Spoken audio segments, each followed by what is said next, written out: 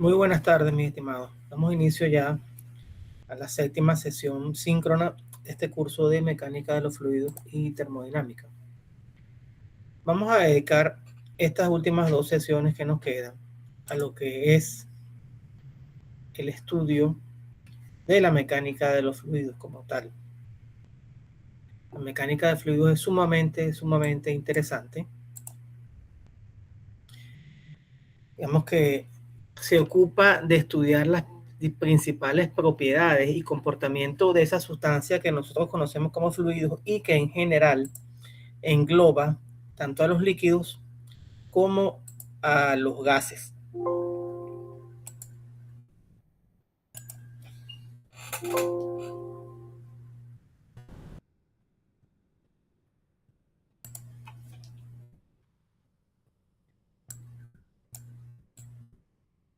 Entonces, primero necesitamos definir lo que es un fluido. Y para tener una buena aproximación a lo que es el concepto de fluido, los principales estudios se han realizado a partir de lo que son los sólidos.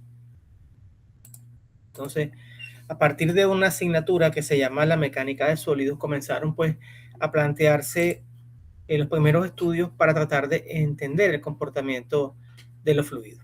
Entonces, cuando nosotros, por ejemplo, tenemos un sólido y a ese sólido nosotros le aplicamos alguna fuerza, ese sólido, de acuerdo al tipo de fuerza que nosotros le apliquemos, ese sólido va a responder con una deformación. Imagínense que ustedes tienen, por ejemplo, una caja de cartón. Esa caja de cartón se considera que es un sólido y se considera además que es un cuerpo rígido porque en condiciones normales, sin que exista una fuerza externa, la distancia que separa a dos puntos va a permanecer siempre constante. Ahora bien, cuando se le aplica una fuerza, imagínense que estamos aplicando una fuerza de compresión a esa caja tiende a comprimirse. Si aplicamos una fuerza de tracción, la caja se estirará, se alargará.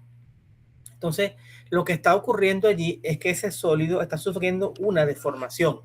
Y hay un momento cuando la deformación es ya irreversible, viene entonces lo que es la falla y viene la rotura. Un fluido, a diferencia de un sólido, cuando es sometido a este tipo de esfuerzo, no responde con una deformación, sino con una velocidad de deformación. Y recordemos ustedes que nosotros estudiamos, cuando ustedes vieron física 1, se considera que la velocidad es la derivada de la posición con respecto al tiempo. Entonces, cuando un fluido pues se somete a unos esfuerzos, unas fuerzas externas, responde con una velocidad de deformación. Entonces, eso es lo que le da, digamos que eso es lo que le da, mejor dicho, el movimiento al fluido. ¿Y por qué es importante estudiar los fluidos? Bueno, primero que el sistema más perfecto que existe sobre la faz de la Tierra, que es el cuerpo humano, funciona con diferentes fluidos que realizan diferentes procesos internos. Así por ejemplo, dos fluidos fundamentales, el agua y el aire.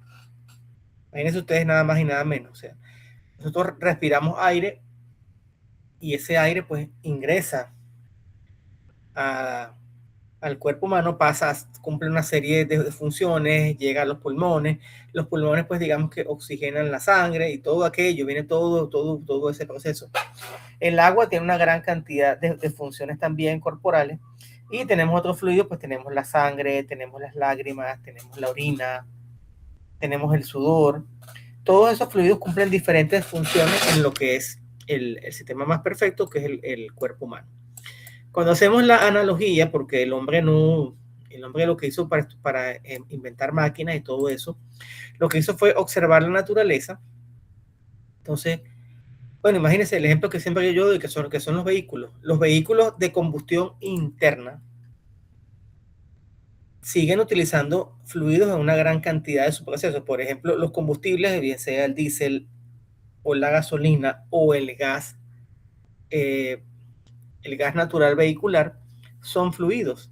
Necesitamos almacenarlo en un lugar, necesitamos comprender esas propiedades, necesitamos utilizar una bomba para moverlos de un sitio a otro, bien sea una bomba mecánica o una bomba eléctrica. Necesitamos también los sistemas de refrigeración, necesitamos también los aceites, bien sea la transmisión, bien sea el diferencial, bien sea el aceite del motor. Necesitamos el fluido de freno o líquido de freno. Y por supuesto también necesitamos aire. ¿Para qué necesitamos aire en un motor de combustión interna? ¿Quién me lo puede responder, por favor? ¿Cuál es la importancia del aire en un motor de combustión interna? No todos a la vez, por favor. Profe, para que se cumpla el ciclo de combustión, los tres, el aire, una fuente de ignición y algo que quema, pues. Exactamente. Un combustible. Y justamente para que los combustibles puedan arder, para que se pueda dar el proceso de combustión, necesitamos que la presencia de oxígeno. Y bueno, el tercer componente es lo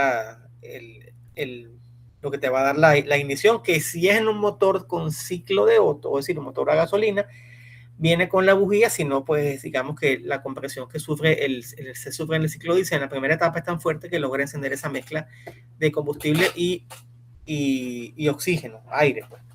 ¿Alguna pregunta hasta ahora? ¿Alguna duda? ¿Ninguna o todo claro?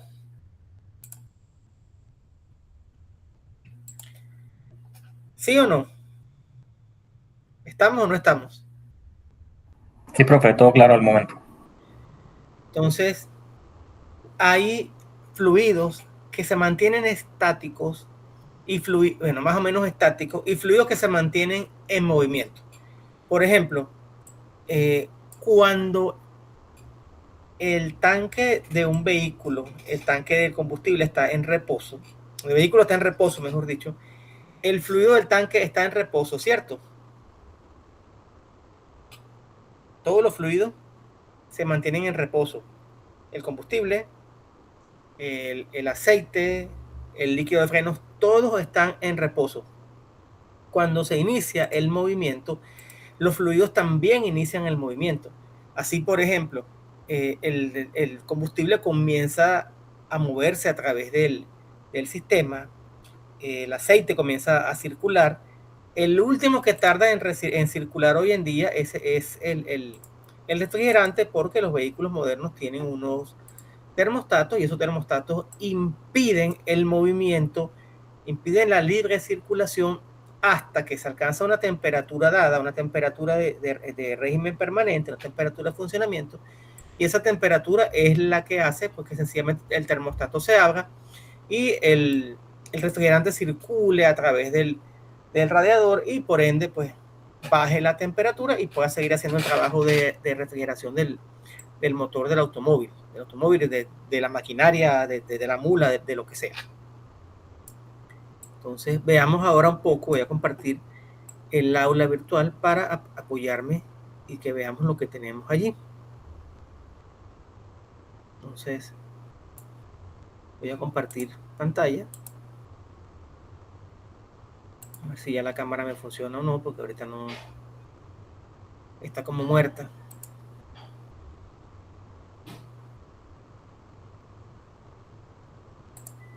Se quedó ahí, mira.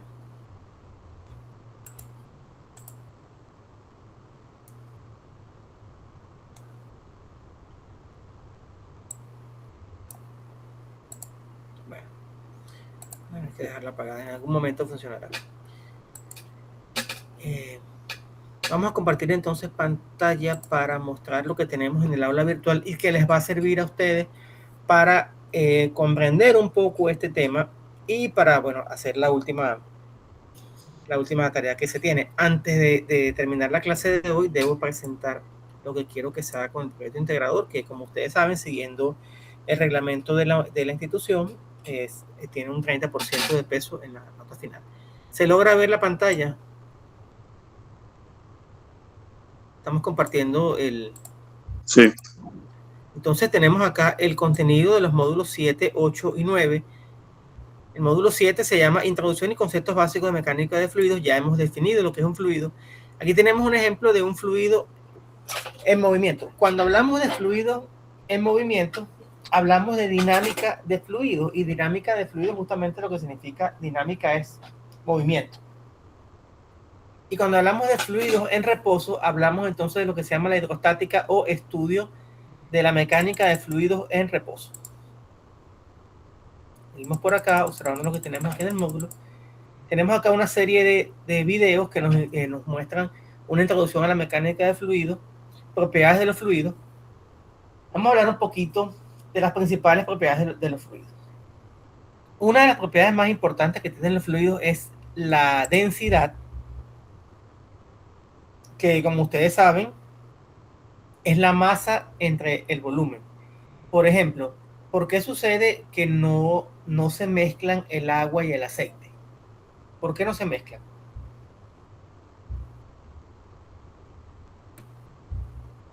No se mezclan porque no se juntan ambas. Una es aceite, está suspendida, y el agua es un cuerpo líquido.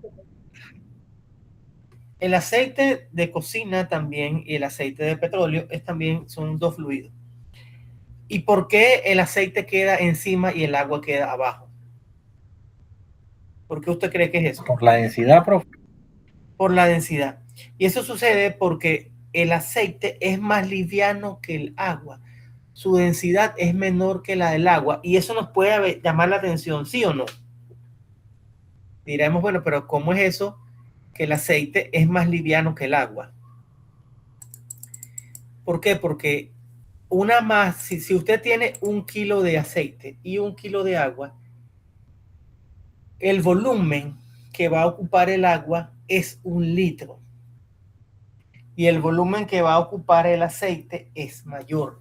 Porque si la densidad es la masa entre el volumen, quiere decir que un kilo de agua ocupa un volumen menor que 1 kilo de aceite. Entonces el aceite es más liviano que el agua. Y eso pareciera que fuera contradictorio, pero no lo es. Lo que sí hay allí entre el agua y el aceite es que hay una diferencia de viscosidades. El aceite tiene una viscosidad distinta a la del agua, y por eso ustedes ven que hay diferentes clases de aceites. Y hay una cosa muy interesante también que debemos decir con respecto a la viscosidad, que una de las propiedades más importantes que tienen los fluidos. La viscosidad podemos decir que es como la resistencia que tiene un fluido a poder circular por una tubería. Hablando en términos bien prácticos e ingenieriles, mientras más viscoso sea un fluido, es mucho más difícil de bombear. Se requieren bombas mucho más robustas, se requieren bombas que hagan un trabajo más fuerte, y por supuesto, bueno, se puede ocurrir mayor esfuerzo en la tubería, y aparte de eso, hay mayor resistencia al movimiento en la tubería. O sea, hay un coeficiente que lamentablemente no puedo explicarlo con detalle, que es el coeficiente de fricción. El coeficiente de fricción es mayor. Entonces, es más difícil bombear aceite que bombear agua. ¿Estamos claros? ¿Estamos claros con esa idea? ¿Han tenido ustedes alguna vez la oportunidad de ver petróleo natural? ¿Han visto alguna vez petróleo? ¿Sí o no? No, profesor, pero sí he tenido la No, oportunidad de profe. ver búnker. Se usan los barcos. ¿De ver? Búnker, Bueno. sí, ese también es como Claro, negro, así, espeso. Sí, el búnker, digamos que es un combustible residual que es pesado. Yo tuve la oportunidad de ver el petróleo de niño en un museo, y hay diferentes grados API. API es American Petroleum Institute. Entonces, de acuerdo con la clasificación API del petróleo, mientras más elevado es el grado API, quiere decir que el petróleo es menos viscoso. Entonces, yo fui a un museo geológico una vez, y ahí había diferentes tipos de petróleo. Y los petróleos de grado API 33, 34, que son los grados API altos, son petróleos que se pueden bombear con facilidad.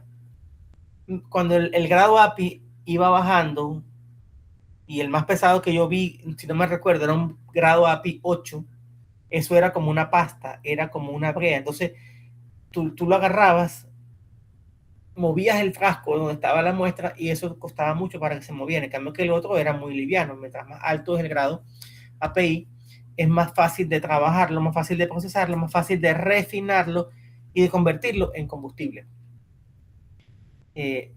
No sé si han escuchado ustedes este mito, creo que lo he comentado en otras ocasiones, que hay un mito que dice que cuando los carros van envejeciendo hay que cambiar, poner un aceite más viscoso. ¿Lo han escuchado ese mito?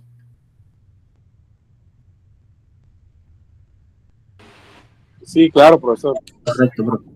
Ajá. Eso es lo que dicen los mecánicos. Ahora yo les voy a hablar como ingeniero que soy y ustedes me van a responder como ingeniero. Piensen como ingeniero. No piensen escuchando los mitos que se escuchan en la calle y los cuentos de taller y de palos de mango. Cuando un carro envejece, ¿dónde está el mayor desgaste del vehículo? ¿En qué parte? En el motor, Ajá. Y el motor, ¿cómo es un motor cómo es el motor de un automóvil que funciona a gasolina o a diésel? ¿Qué hay allí adentro? pura, las bielas, el cigüeñal, todo eso que está sometido a pura fricción, me imagino, eso es lo que se va gastando, ¿no? Muy bien. Esos son los elementos de desgaste que usted acaba de mencionar, mi estimado. El cigüeñal como tal, digamos que se puede rayar cuando hay una lubricación inadecuada y uno lo puede rectificar, que lo dicen por ahí en el contexto. Adelante, Richard. Buenas noches, profesor. Yo digo que también eso podría variar con el tema del mantenimiento y las cosas, porque yo he visto carros que tienen años y cuando tú los desarman así, o sea, todas las piezas están como intactas. Yo digo que ese tema del mantenimiento y las cosas. Claro, claro. Muchas gracias por el aporte. Pero bueno, las principales piezas de desgaste son las piezas rotativas, por supuesto, y las piezas que hacen movimientos de sub y baja. Los que hacen movimientos se llaman movimientos alternativos o alternantes. Y el movimiento rotativo lo hace el cigüeñal. Para que ese cigüeñal gire, tiene que haber un movimiento que hacen los pistones, y los pistones suben y bajan dentro de un cilindro, y por mucho que uno tenga una lubricación excelente, allí siempre hay desgaste. Entonces, los elementos que tienen desgaste en un motor son los cilindros, que está el bloque del motor, lo que llamamos el bloque. Ahí están los cilindros donde los pistones suben y bajan. Entonces, se desgastan los pistones, se desgastan los cilindros y se desgastan también, por supuesto, los anillos. Ahora bien, allí es donde está el principal desgaste, y el otro lugar donde hay desgaste también es, bueno, hay otros componentes, por supuesto. Está el árbol de levas, que también puede tener desgaste.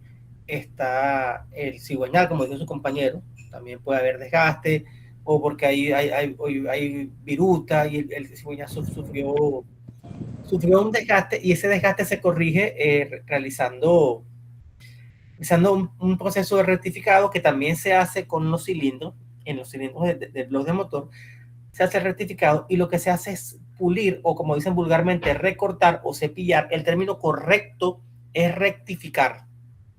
Y la rectificación, por cierto, es uno de los mejores acabados superficiales que hay. ¿Qué hace uno después? Uno llega y lo que hace es que uno compra pues los anillos de bancada, o anillos de cigüeñal, los anillos de biela, perdón, los casquillos de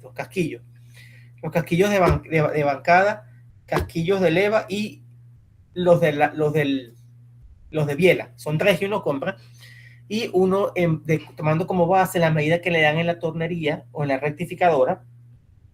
Son nombres, se usan en diferentes países, tornería o rectificadora. El tornero te dice, el cigüeñal lo llevé a 0,10, quiere decir que él le desgastó 0,10 milésimas de pulgada. Las conchas las bielas las desgasté también a 0,10. El árbol de leva no sufrió daño, así que el árbol de leva queda estándar, pero me tenés que traer los cojinetes o conchas, ya se llaman cojinete o concha, el término correcto es cojinete. Los cojinetes y los cilindros quedaron también a 0,10. Quiere decir que él rectificó, y al rectificarlo en el cilindro lo que hace es que aumenta el diámetro interno del cilindro. Por tanto, para compensarlo, como ya el cilindro es más grande, entonces tienes que colocar un pistón que sea de un diámetro mayor y unos anillos que sean un diámetro mayor. Y lo mismo con el cigüeñal. Con el cigüeñal lo que hace es, como el cigüeñal ahora tiene un diámetro más pequeño, lo que tienes que hacer es que agarras y colocas unos cojinetes de soporte que compensen esa medida, esa disminución. Por tanto, va a ser un cojinete más grueso. Ahí no hay problema. Entonces, fíjense ustedes que ahí es donde está el desgaste, allí en esas secciones. Pero ¿qué sucede? Cuando usted rectifica y le coloca anillos de una medida superior, coloca pistones de una medida superior y coloca los cojinetes de una medida superior, usted está venciendo el desgaste, y la holgura que existe para circular el aceite cambia o no cambia. ¿Sí o no?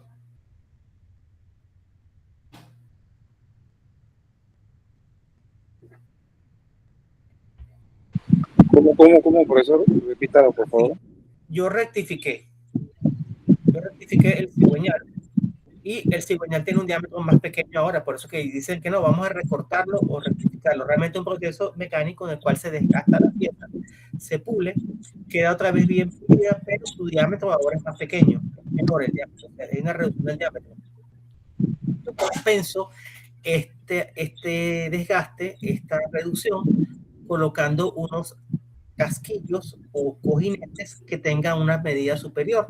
Entonces ya usted ha mantenido la holgura original entre ambas piezas. ¿Se entiende la idea? Correcto. Si usted mantiene la holgura original entre ambas piezas, la distancia para que circule el aceite se mantuvo constante, ¿cierto? Sí, debería. Debería, si está bien hecho. Entonces, si usted le pone un aceite más viscoso allí, el aceite le va a costar más trabajo circular. Entonces, usted le va a exigir más a la bomba de aceite, usted le va a exigir más a los conductos internos y a todo el sistema de lubricación.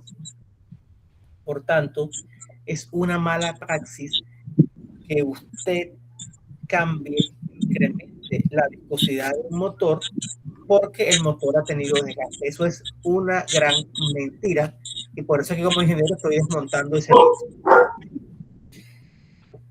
Esos son temas que, por ejemplo, uno tiene que saber discutir, tiene que saber dónde lo debe discutir y dónde no. Pero esos son mitos que se han corrido con el tiempo, y mucha gente que desconoce estos temas pues cree en esos mitos, pero no tienen, eso no es cierto.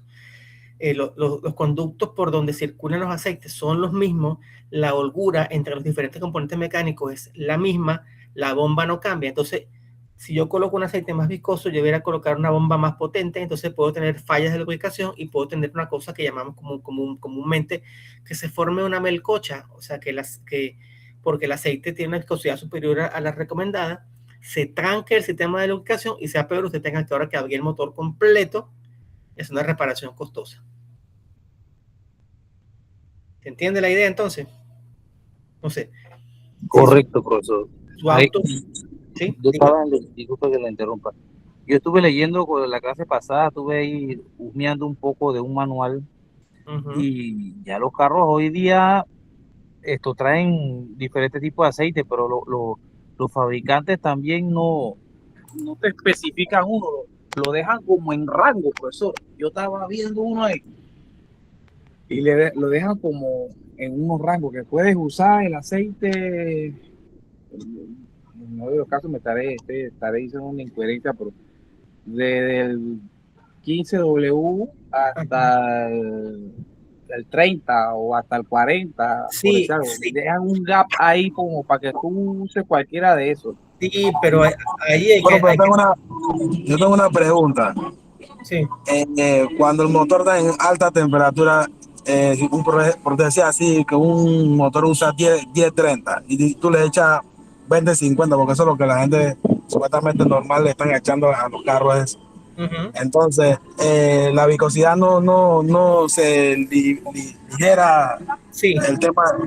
esa es una pregunta muy interesante. Vamos a responderla como es. Muy interesante. Para cerrar, voy a cerrar primero con el comentario del compañero anterior. Cuando hablamos de 15W40, ese aceite es multigrado, ¿sí? La viscosidad varía con la temperatura. Si usted le coloca fabricante que el aceite puede ser 1540, hoy en día eso está bastante estandarizado, de acuerdo con esa nomenclatura que usamos de paso, es la de API. 15W40 quiere decir que la viscosidad del aceite va de 15 a 40. Va de 15 a 40. 10-30, la viscosidad va de 10 a 30. Y 5-30 o 5-20, que también lo he visto, la viscosidad va de 5 hasta 30. Entonces, la viscosidad sí cambia con la temperatura. Cuando el carro entra en régimen permanente, es mucho más fácil que el aceite circule por el sistema de lubricación. ¿Por qué? Porque la viscosidad es función de la temperatura. Cuando el automóvil está en frío y arranca el ciclo de lubricación, si la viscosidad es mayor, la bomba de aceite y el sistema en general trabajan forzados. No tienes que esperar a que el sistema entre en régimen, pero mientras el sistema entra en régimen, que se demora su tiempo, entonces estás forzando el sistema de lubricación. La lubricación es inadecuada e insuficiente en los componentes más críticos del motor y estás acelerando el desgaste de los componentes mecánicos del motor. Entonces, sí es verdad que el clima, la temperatura, sí.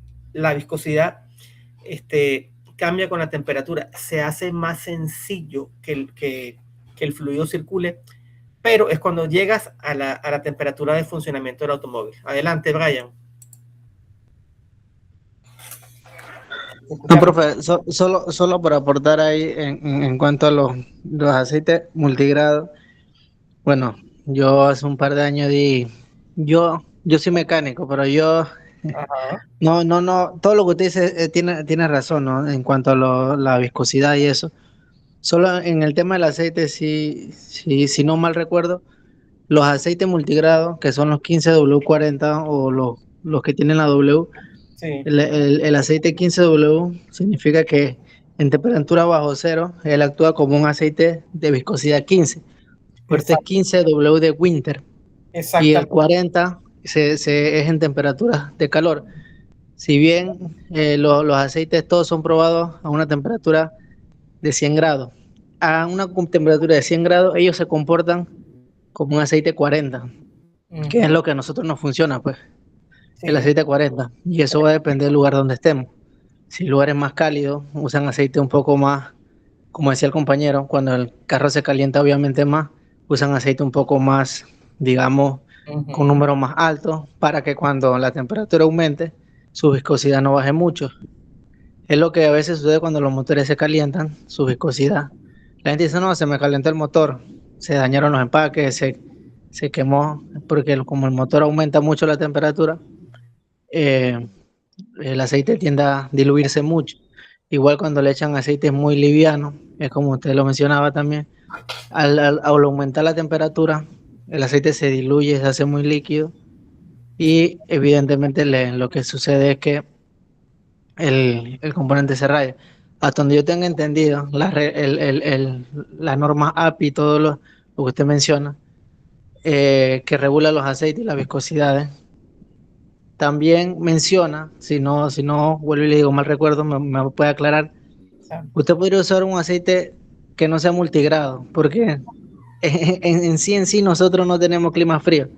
O sea, nosotros podríamos usar un aceite 40 solamente, sin el 15W, porque el 15W va a aplicar para climas fríos, que cuando, digamos, hay temperaturas bajo cero, el aceite se va a mantener a una viscosidad de 15, aunque tenga un punto de congelación bárbaro, como digamos, caiga nieve y eso, el aceite se va a seguir comportando como un aceite 15. Es lo que recuerdo ahí porque sí me dieron bastante eso también de los aceites y todo lo demás.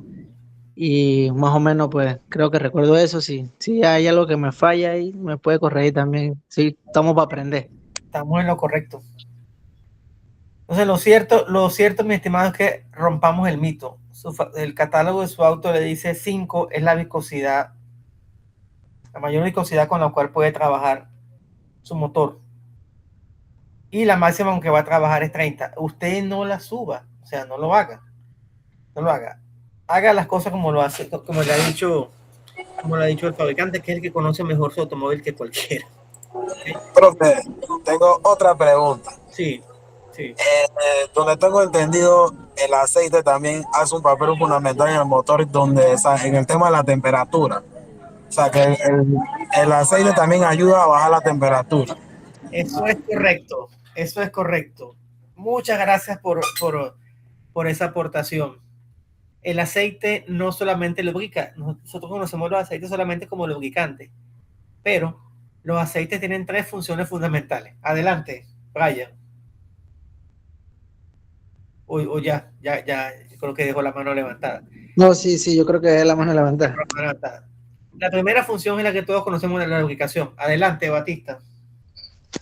Profesor, yo en lo personal, yo tenía tengo un Chevrolet Spark. Ajá. Y yo lo compré de segunda, entonces yo no sabía qué tipo de aceite usaba. Yo vi al mecánico y le digo, ¿qué tipo de aceite le he hecho? Me dice, échale 10W30, el que le están echando prácticamente a todos los sedanes y los hatchback. Entonces, suscita que un tiempo el aceite se me evaporó. Cuando yo reviso el aceite, no había llegado a los 5.000 kilómetros ni a los 6 meses y el aceite se evaporó. Ahora cuando yo voy a la misma Chevrolet me dice que no, que ese carro usa 0W20. Wow. Entonces, de ahí en adelante yo he cambiado el aceite, pero entonces muchas veces uno va directo al mecánico y el mecánico te dice, bueno, ese es el que usa ese carro, y uno confiando en lo que te dicen los mecánicos, que ellos son los que saben, ¿no? Sí.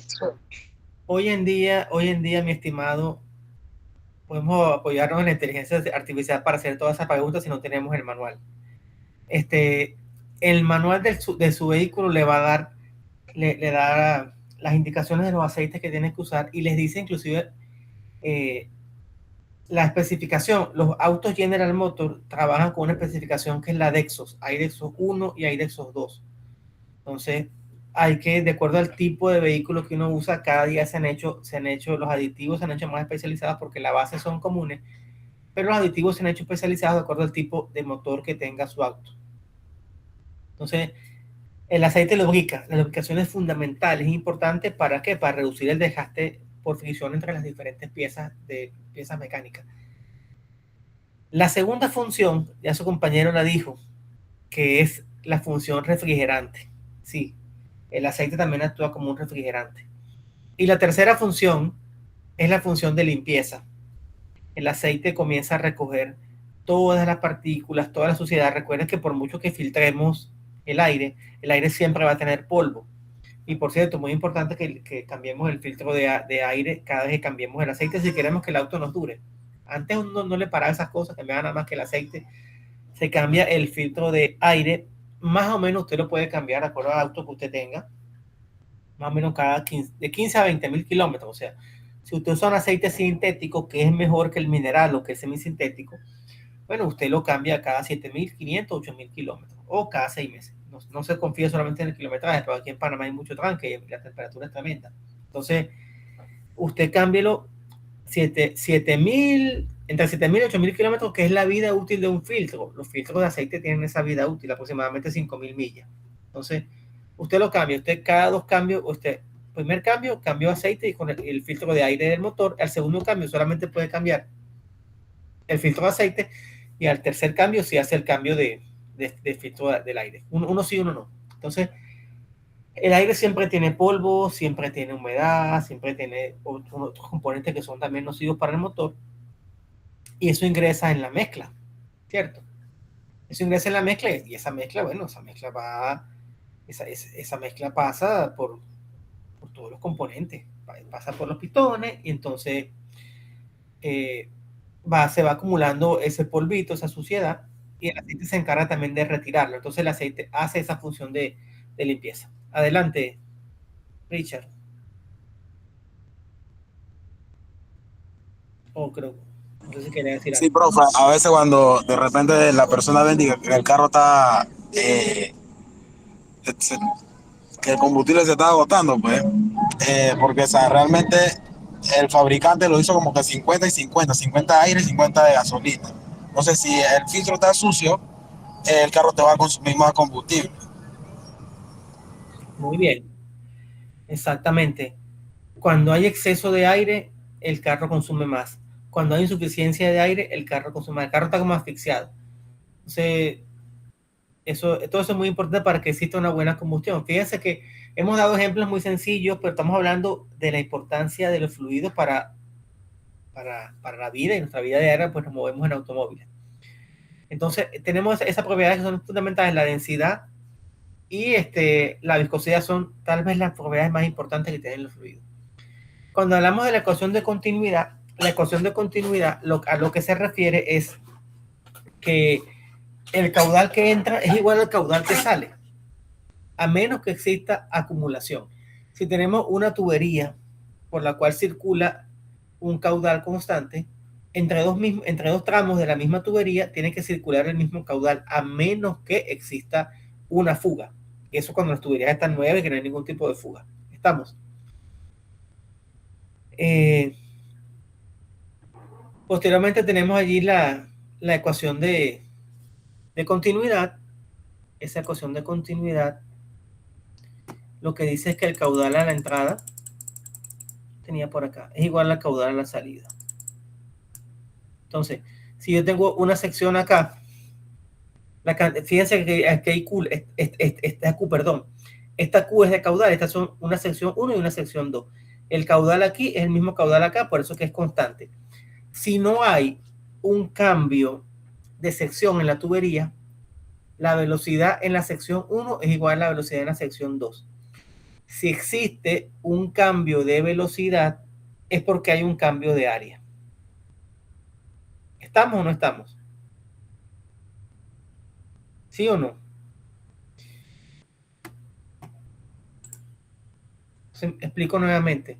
Si usted tiene una tubería de 100 metros de longitud y la tubería tiene un diámetro de media pulgada, la velocidad a lo largo de toda esa tubería es constante.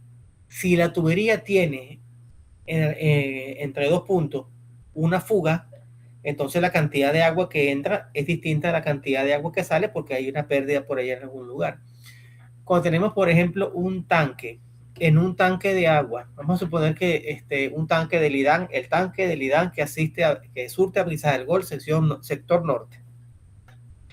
Si llega de la planta potabilizadora, llegan 1000 litros por minuto y salen hacia el consumo de las casas 1000 litros por minuto, ahí no hay ningún tipo de acumulación.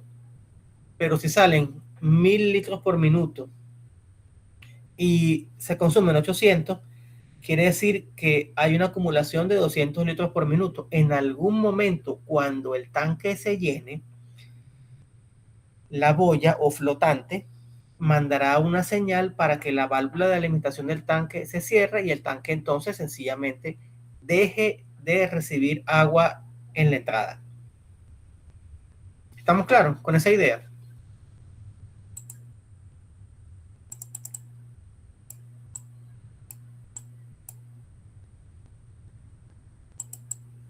Correcto, profe, correcto. Acá tienen algunos materiales para que puedan leer.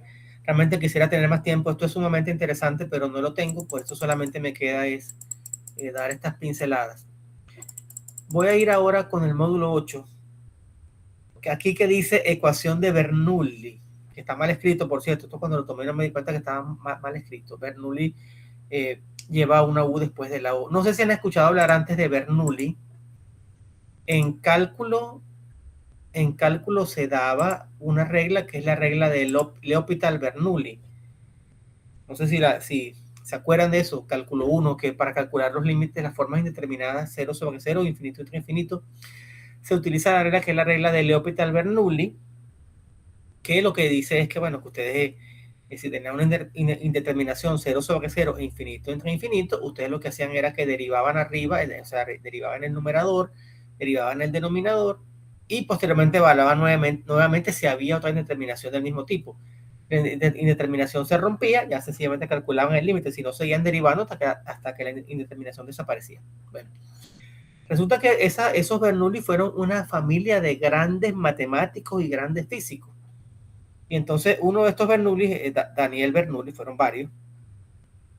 Padre, el papá, el hijo, el abuelo, los hermanos, todos eran matemáticos brillantes. Entonces se consiguen con Bernoulli en muchas partes, pero es que eran varios. Entonces hicieron aportes diferentes a las diferentes ciencias. Este Bernoulli, él planteó, déjenme ver si le puedo dar un poquito más de zoom a esto acá. ¿Se ve más grande ahora? O que se ve muy grande más bien. Un poquito más, a ver. No se pierde mucho.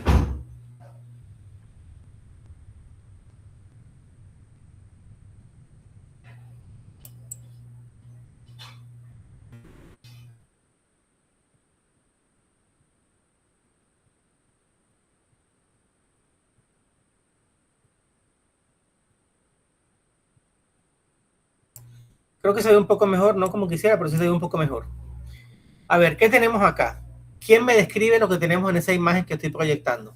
Y que espero que se vea bien.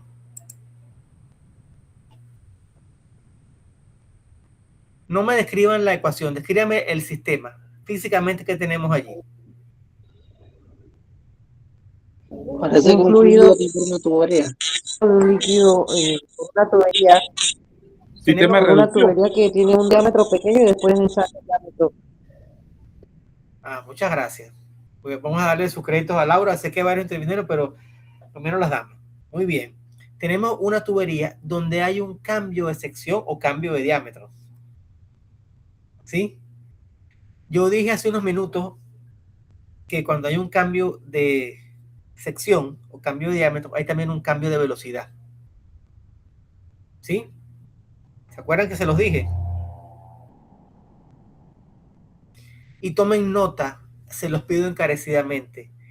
El caudal que circula por una tubería se define como velocidad por área. Y eso se deriva justamente de la ecuación de continuidad.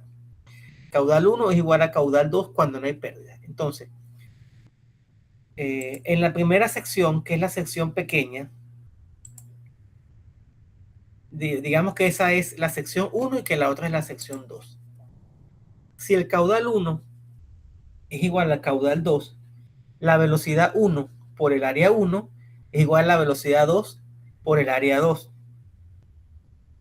Si yo aumento el área, ¿qué pasa con la velocidad? Si aumento el área de la tubería.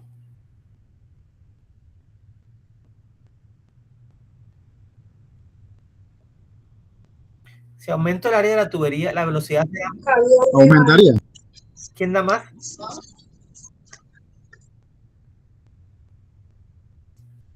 Si yo aumento la velocidad, si yo aumento, perdón, el área de la tubería, manteniendo el caudal constante, la velocidad se hace más pequeña. Sí, baja la presión, profesor. Bueno, sí. Ajá. Pero me interesa, por lo que voy a explicar después, ver qué pasa con la velocidad. Se mantiene constante, profe. Cuando hay un cambio de sección. Sí. ¿Seguro? Pero en este caso, usted está ampliando el diámetro de la tubería. Entonces, al ser más espacio, más área, pienso yo que iría más lento. Estás en lo cierto. Usted no me dejó chance, que el otro compañero le apostaba. Si usted tiene razón, le pongo 100, si no, lo raspo. No, mentira, es relajo. No voy a hacer una apuesta que sé que una persona va a perder. No lo voy a. Entonces, justamente, cuando hay un incremento en el diámetro de la tubería, la velocidad baja. ¿Sí? La velocidad disminuye. Entonces, esa era la primera. ¿Iba a decir algo, Richard? Adelante. Sí, profe, es cuando la persona, por decir así, construyen edificios y eso, ponen todas las tuberías con un solo diámetro y entonces a la final no llega a la punta. Exactamente.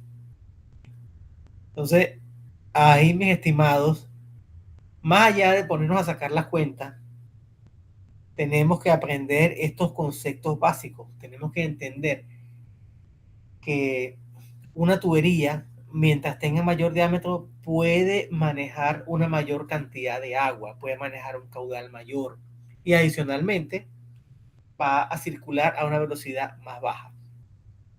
Ahora, estamos claros entonces que de acuerdo con la ecuación de continuidad, que fue uno de los aportes que han hecho tantos colegas que me han precedido en la historia de la mecánica del fluido,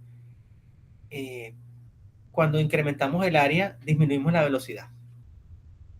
Y eso es muy importante porque lo que llamamos las pérdidas en las tuberías están relacionadas con la velocidad y con la velocidad al cuadrado. Ven que hay un término en esta ecuación que pongo acá, un medio de ρ por velocidad 1 al cuadrado más ρ por g por h1 más p1.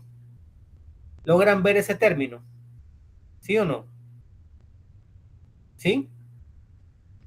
Vamos a explicar qué significa cada uno de los elementos. El término donde aparece la velocidad al cuadrado es el término de energía cinética. Recuerden que nos decían que la energía cinética era la masa por velocidad al cuadrado sobre 2, ¿se acuerdan? En física. Este término que está acá, ρ por g por h, es el término de la energía potencial. Si una tubería que está totalmente nivelada, o una tubería donde el cambio de altura sea despreciable, este término de la energía potencial va a desaparecer y me va a quedar solamente el término de presión y el término de la velocidad. Entonces, si yo aumentara la velocidad, en una parte disminuyo la presión. Y si disminuyo la presión, aumento la velocidad. Entonces, en las secciones de tubería donde hay diámetros grandes, al bajar la velocidad, yo incremento la presión. ¿Por qué? Porque es un balance de energía. Si no hay energía potencial, porque si no hay cambio en la energía potencial, y la energía se va a una parte entre energía cinética y la otra en energía de presión, si yo disminuyo la energía cinética, pues aumento la energía de presión del fluido. Y eso más adelante con algo que no forma parte de este curso porque es más avanzado, que se llama las ecuaciones de Navier-Stokes.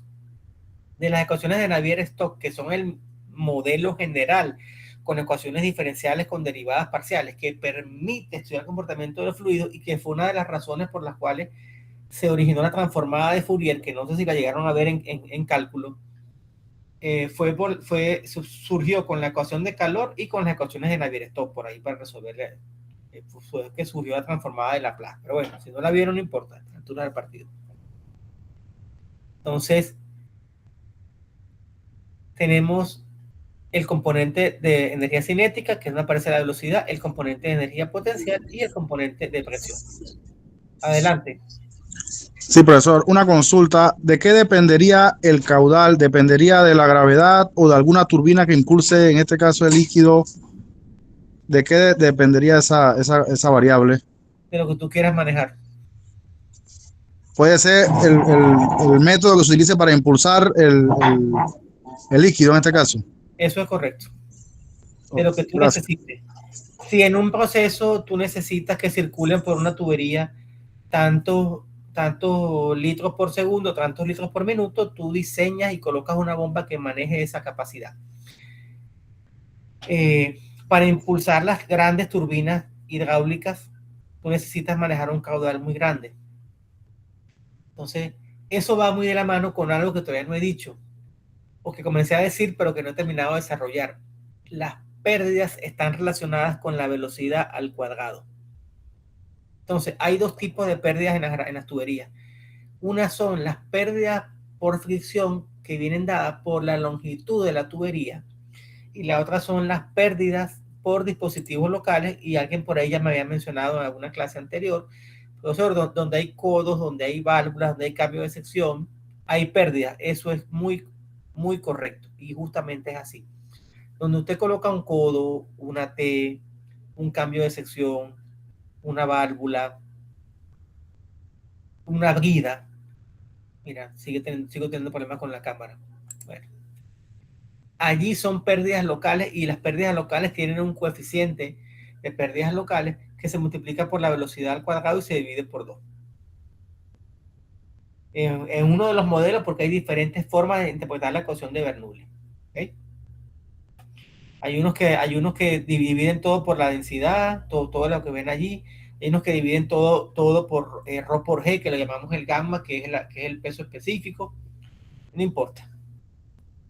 Pero el principio es el mismo. Hay 3 tipos de energía. Ok. Esa es un tipo de pérdida. ¿Por qué? Porque donde hay una válvula, un codo, una T, allí va a haber perturbaciones y esas perturbaciones me van a degradar un poco la energía y me van a causar pues pérdidas. Así de sencillo. Entonces, uno tiene que diseñar bien las redes de tubería para que haya la menor cantidad posible de dispositivos locales. Es decir, tú tienes una red larga, tú tienes que evitar las bifurcaciones, evitar los codos. Hay que colocarte, no queda de otra, no es que no se pueda. Se debe minimizar y diseñar muy bien las redes de tubería para no tener tantos puntos de pérdidas locales. Pero esas no son las más importantes.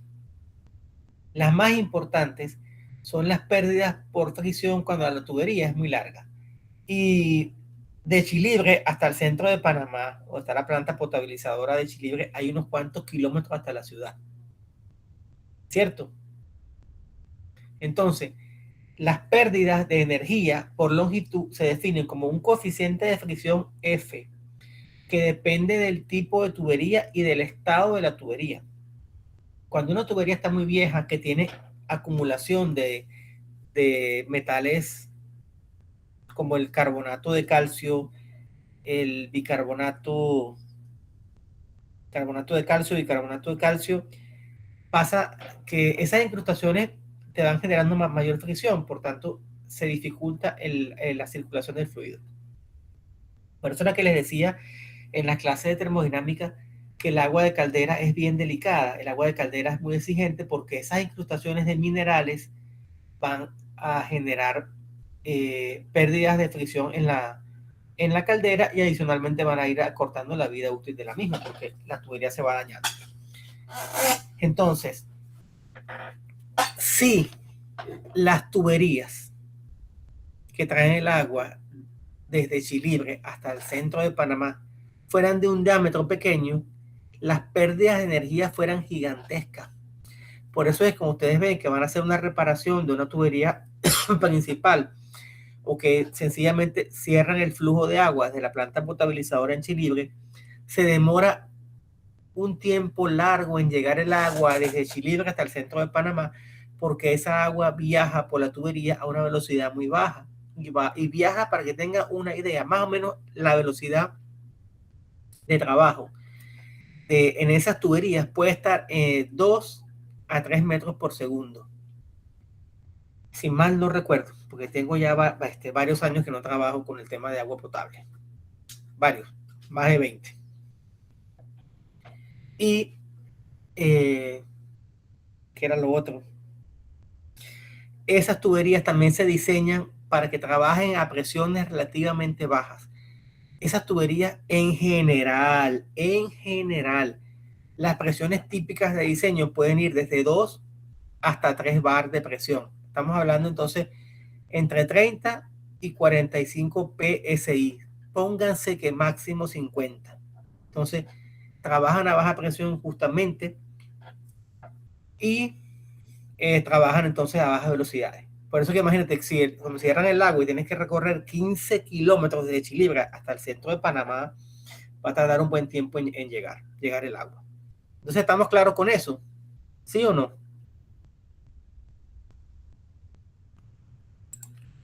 Espero que esté claro.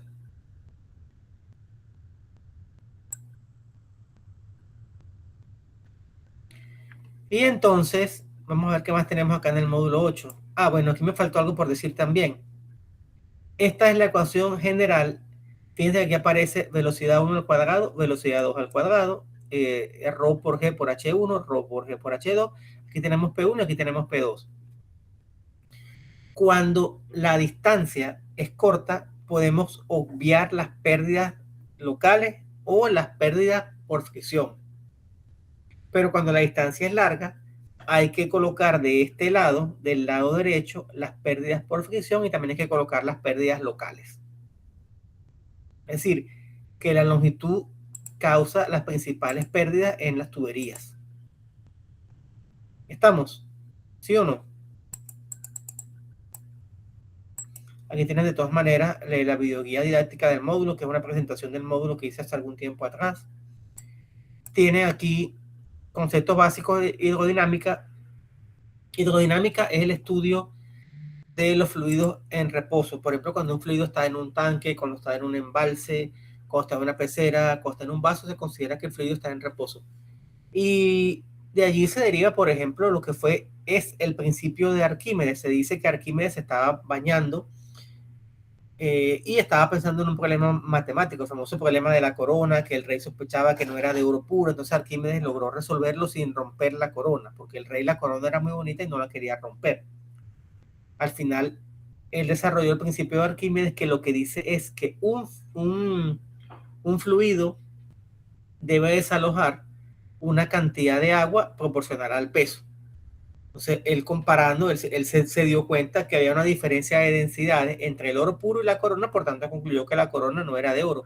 Y era porque justamente desalojaban cantidades diferentes de agua. Entonces, tienen acá estos materiales también, estos videos para que comprendan un poco. Y este material con las ecuaciones fundamentales del flujo, una lectura de la ecuación de Bernoulli. Y qué otra cosa más les quería comentar al respecto. Bueno, esto realmente es una reboca porque el tiempo no me acompaña. Esto es muchísimo tiempo para estudiar esto a detalle. Yo esto lo vi a lo largo de todo un año, todos estos contenidos y otras asignaturas que eran las de aplicaciones. ¿Alguna pregunta hasta ahora? ¿Alguna duda? ¿Alguna inquietud? Entonces, hago una recopilación. La ecuación de continuidad que establece que a lo largo de un sistema, a lo largo de una tubería, siempre se conserva el caudal.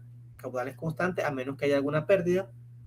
De allí logramos entender que cuando hay cambios de secciones, hay también cambios de velocidad. Y cuando la tubería es totalmente horizontal o cuando la diferencia de altura es despreciable, cuando se incrementa la presión en una tubería se disminuye la velocidad y viceversa. Aumentar la velocidad implica una reducción en la presión. Entonces, por ese motivo, las grandes redes de tubería, las tuberías matrices que llamamos, que son de 8 pulgadas, 10 pulgadas o 12 pulgadas, tienen ese diámetro grande para disminuir la fricción y entonces facilitar no gastar tanta energía en lo que es el bombear el fluido. Por lo menos de Chile a la ciudad viene bajando, pero si fuera al revés es complicado. Se gasta mucha energía como en los edificios. En los edificios las tuberías principales deben ser de un buen diámetro para reducir las pérdidas por fricción. Quería decir otra cosa y lo tenía ahorita en la punta de la lengua, que era de esto de las tuberías. Ajá. Esto como cultura general, cuando recibimos el agua del IDAN, el agua es tratada, ¿sí? Entonces mucha gente se queja de que por qué el agua es cara. Bueno, realmente el agua no es cara. El agua aquí en Panamá es una de las cosas más baratas que hay. Pagar $7 por una cantidad, por pagar $7.20, que es lo que yo pago por agua potable, realmente a un consumo ilimitado o una tarifa plana, eso realmente es un regalo. Quiero que sepan. Cara es la gasolina, pero el agua, créanme que no es barata, que es un regalo. Ese no es el precio real del agua. Y para que el agua llegue a nuestros hogares, hace un viaje bien interesante, bien largo, y hay muchas cosas que tienes que hacer. Por ejemplo, el agua debe ser captada en un reservorio natural, que en este caso, pues Chilibre lo tiene toma agua de la cuenca del Canal de Panamá, y otros sectores toman agua de otros ríos. Por ejemplo, en Las Tablas y Los Santos es el río La Villa, que saben que ha tenido problemas de contaminación.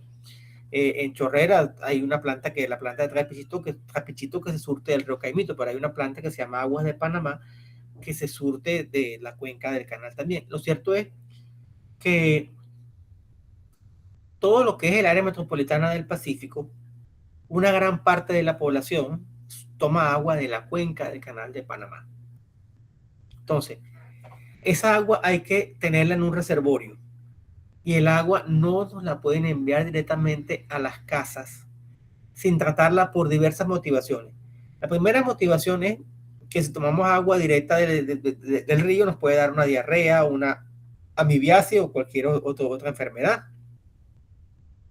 Ahora bien, no, el agua, toda agua que usted consigue en la naturaleza hay que tratarla, no necesariamente porque el agua esté contaminada, sino porque el agua, para ser potable, tiene que cumplir con una serie de características organolépticas y físico-químicas para que usted la pueda ingerir. Por ejemplo, si el agua no está contaminada, pero tiene un pH ácido, ¿qué puede pasar?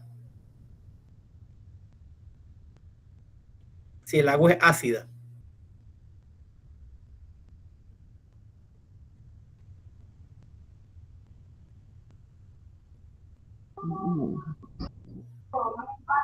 Profe, si el agua es ácida y está contaminada, ¿qué puede pasar? Me voy a intoxicar. Sí, sí, o te va a dar acidez, o te va a hacer daño en los huesos. Ajá.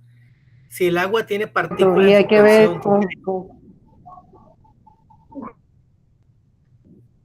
si el agua tiene partículas de suspensión, ¿qué te puede pasar? Tiene arenita. me va a dar malestar en la garganta, puedo irritar, voy a toser, ay Dios, no la voy a poder ni siquiera tragar tampoco porque me va a molestar. Claro. Cuando tú agarras, no sé si tú tomas café colado, ¿dónde queda el café? Los granitos de café, el polvito de café, ¿dónde queda? En el coladorcito. En el coladorcito. Eso es un filtro, ¿cierto? Correcto, profe. ¿Cuáles son los filtros que tiene el cuerpo humano?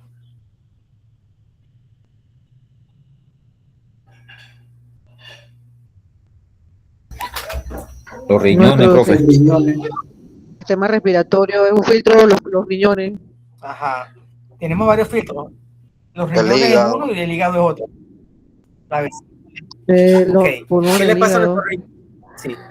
¿Qué le pasa a nuestros riñoncitos cuando hay arenilla en el agua? Se llenan de arenilla y eso nos da después cálculo y los riñones comienzan a trabajar de forma forzada. Entonces, esa es una motivación por la cual el agua tiene que tener una cantidad máxima de partículas en suspensión, tiene que tener un pH neutro para que no te dé acidez, y tiene que tener otras características, tienen que estar libre de microorganismos, o sea, hay que desinfectarla. Entonces, el agua primero hay que tratarla para que sea potable, para que el ser humano la pueda tomar. Y aquí viene una parte que también es interesante. También hay que tratar el agua potable para proteger las redes de tubería. ¿Me creen o no me creen?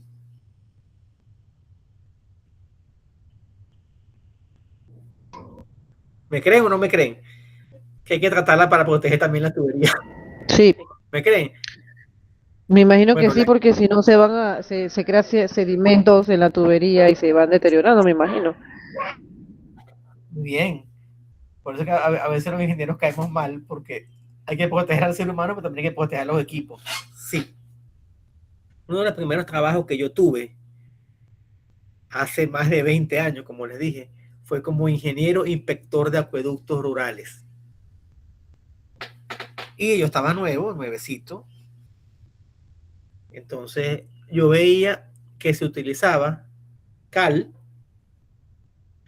En esa época, déjenme acordarme, era hidróxido de calcio, o sea, cal, se usaba soda cáustica en algunos lugares, sulfato de aluminio e hipoclorito de sodio.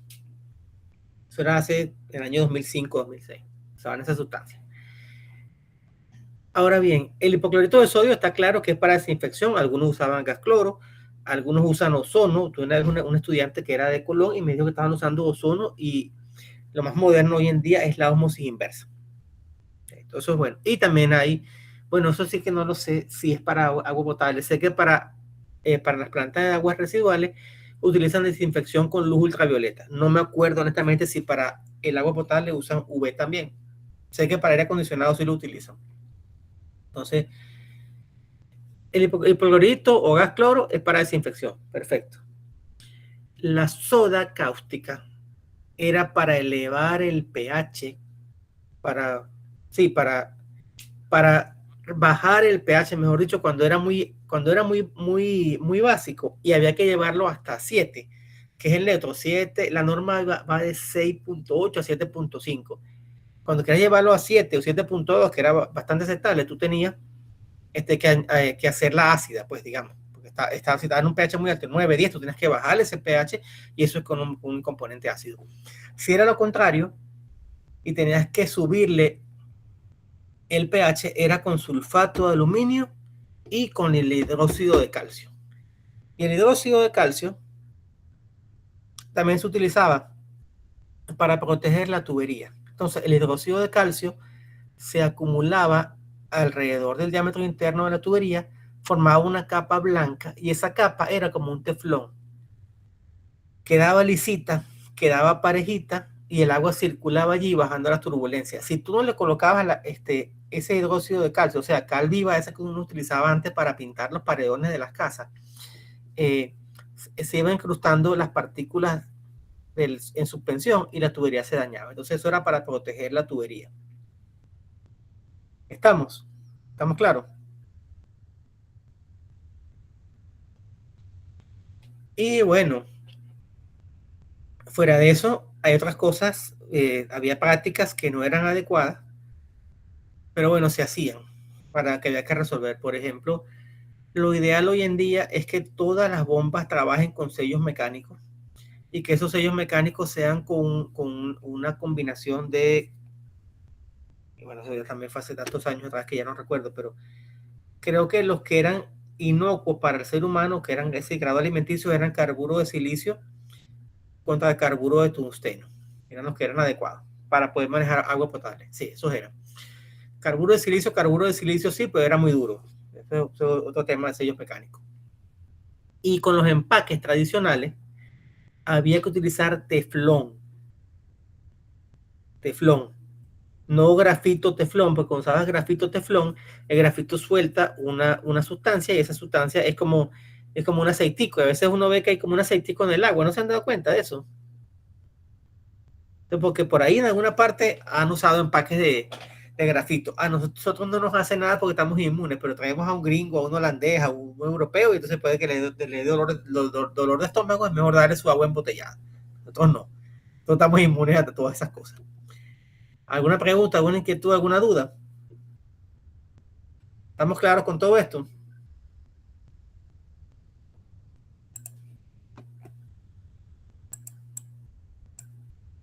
Esto que tenemos acá, sí lo voy a comentar la próxima clase, algunas aplicaciones de la mecánica de fluidos. Ya hemos hablado de algunas. Ahí tenemos lo que estábamos mostrando, era una red. Esto debe ser una red mejor dicho, una red de gas por el diámetro de las tuberías. Y también hay redes, por ejemplo, de agua potable, redes de petróleo, redes de combustible, o sea, de todo lo que ustedes quieran. La verdad que es sumamente interesante. Vamos a pasar entonces ahora a explicar lo que son lo que va a ser, lo que es el proyecto integrador. Que esa es una actividad de un gran peso, tiene un 30% sobre la nota final.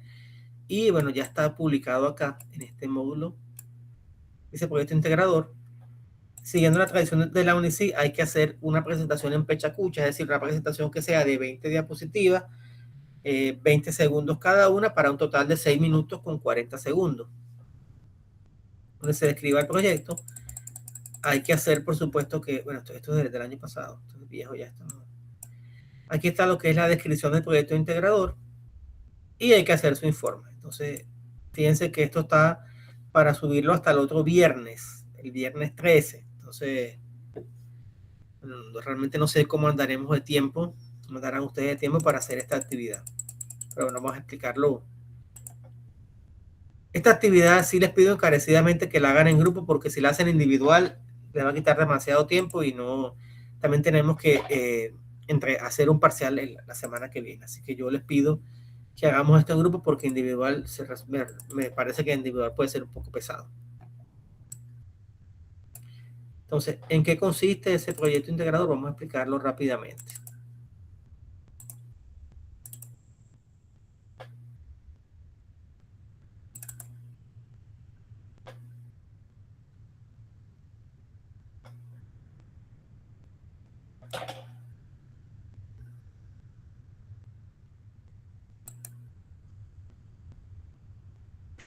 Voy a dejar de compartir esto y comenzar a compartir la otra, que es donde está la descripción del proyecto integrador, que es un archivo en PDF.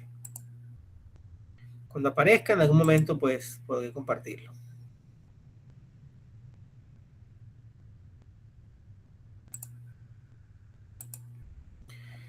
Entonces, lo primero que tienen que hacer es, tienen que formar grupos de 3 o 4 personas, porque son 6 temas los que vamos a asignar. Y no quiero temas repetidos tampoco.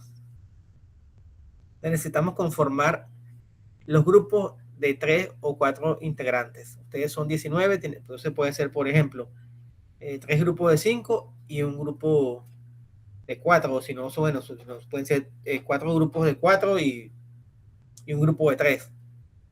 Pero necesito máximo que sean 6 grupos. Y podemos utilizar el chat para que vayan armando grupos, el chat de esta clase para que vayamos armando los grupos, ¿sí?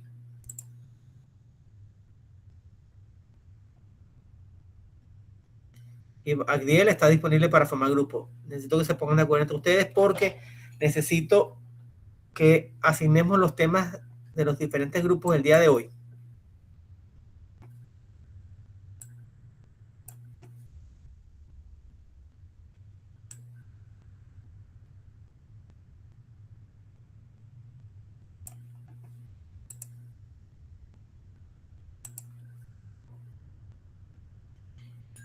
Si hay algún tema que no esté acá y a ustedes les parezca interesante y que sea del área, pues también es válido. Y si no, no tengo tampoco ningún problema con eso. Un segundo acá.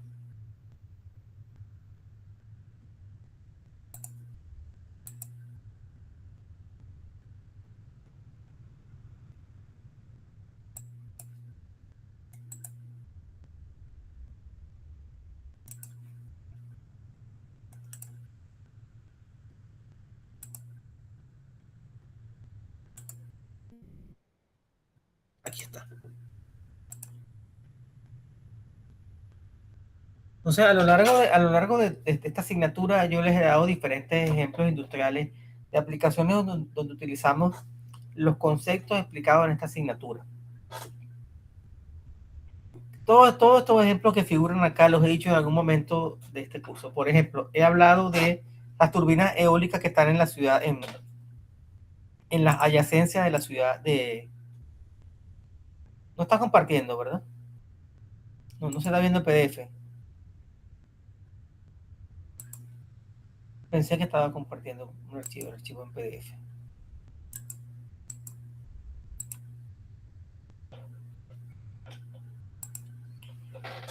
Aquí está entonces. Aquí está. En Panamá tenemos diferentes aplicaciones de la termodinámica y mecánica de fluidos en diferentes procesos. Por ejemplo, se genera electricidad mediante turbinas eólicas en las adyacencias de la ciudad de Penonomé. Uno va hacia Agua Dulce y uno pasa por y ve esos molinos de viento espectaculares utilizados para generar electricidad. Es una aplicación de la mecánica de fluidos. ¿Por qué? Porque se aprovecha la energía eólica para impulsar esos álabes, y esos álabes a su vez lo que van a hacer es que van a impulsar un generador. Claro, uno los ve que van girando lento es porque allí hay una serie de variadores de frecuencia que hacen que se logren los 60 ciclos por segundo, es decir, 60 Hz, que es como trabaja la red eléctrica nacional. Tenemos generación de hidroelectricidad mediante turbinas hidráulicas, conocidas también como turbomáquinas hidráulicas, en diferentes centrales como Fortuna, Bayano, Las Cruces, La Estrella. Tenemos una ¿cómo se llamaba esa? Dios mío, la de Cañaza. Ya tenemos diversas centrales hidroeléctricas, sobre todo cuando vamos de Santiago hacia Chiriquí, hacia la República de Chiriquí, uno va viendo esas centrales hidroeléctricas, que durante muchos años nos han dicho que es una de las formas más inocuas de producir electricidad. Muy a mi pesar, debo decir que no es cierto, porque el impacto ambiental de las centrales es bastante fuerte. Ahora pregunto yo algo acá. ¿Las turbinas eólicas como las que hay en Penonomé pueden tener impacto ambiental, sí o no? ¿Qué opinan ustedes? No todos a la vez, por favor. Claro que sí, profe. Ruido. Sí puede tener impacto ambiental. Sí, hola. Hola. ¿Sí? Hola. Sí, Laura, yo digo que sí tienen impacto ambiental. Por supuesto que sí. Sí, profe, lo que acaba de consultar, creo que sí tiene impacto ambiental, ya que, pues, más que nada, primero, violamos lo original de los suelos o bosques donde vamos a poner los molinos, y bueno, ya después de ahí el tema de los mantenimientos y todo lo que se genera en la zona, que si no se hace una correcta disposición de los mantenimientos y las cosas que se hagan, pues vamos a hacer un impacto dentro del ambiente. Siempre hay impacto ambiental. Y de paso que eso rompe la belleza escénica del paisaje. Pero ese es un paisaje donde hay pura hierba, es un paisaje natural. Y lo estamos dañando, es la verdad. Hay un impacto visual. Sí, exacto. Sí, y también quería aprovechar el comentario para avisarle que queríamos hablar de ese mismo tema, el grupo que elegimos para el trabajo integrador. Perfecto. El tema de las turbinas eólicas está tomado entonces. La generación de electricidad, que nos han dicho que las centrales son una maravilla, señores.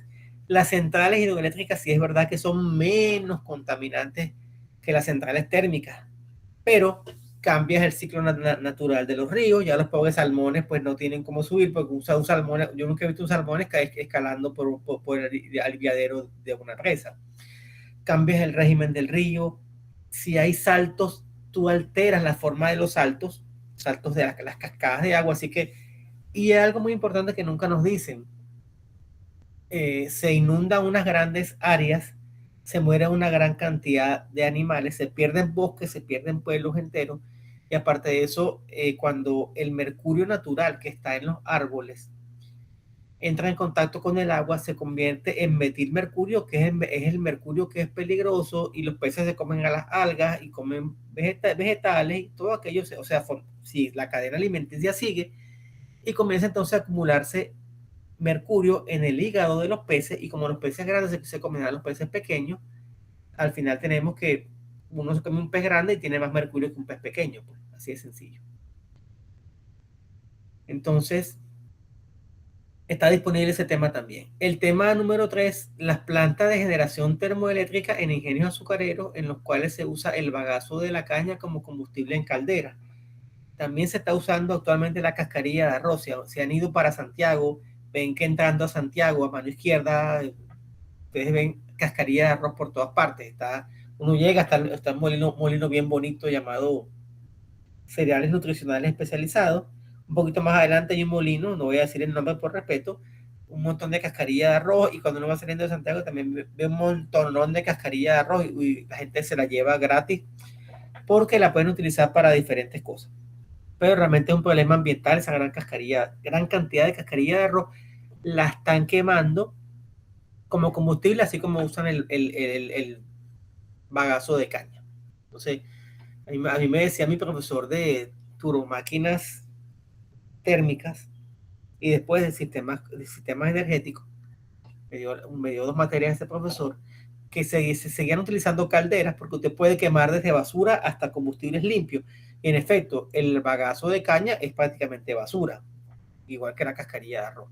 Entonces, todos los ingenios azucareros de Panamá, que son 4, si hay algunos me lo dicen, está algunos que yo no mencione, está Azucarera La Estrella, que queda en agua, eso no es agua dulce, eso es Natá.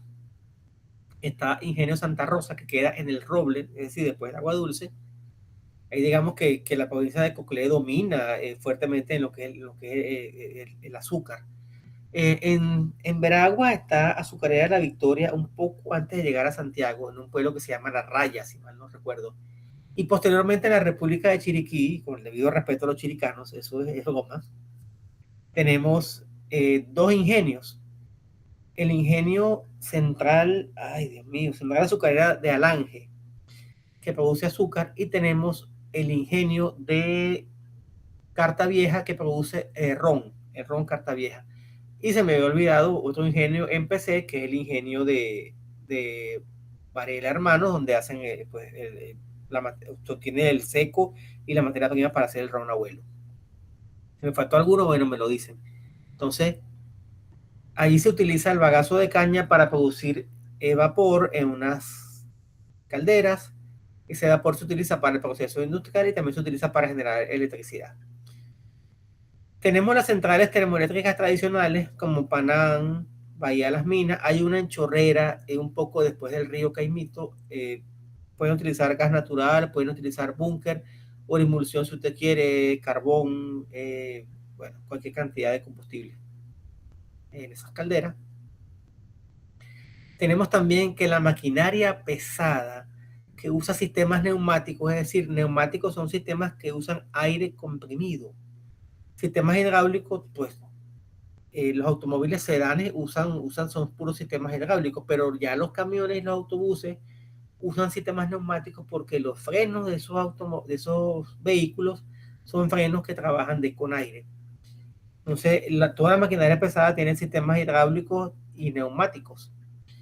Y también hay motores de combustión interna para diferentes operaciones mineras o de construcción.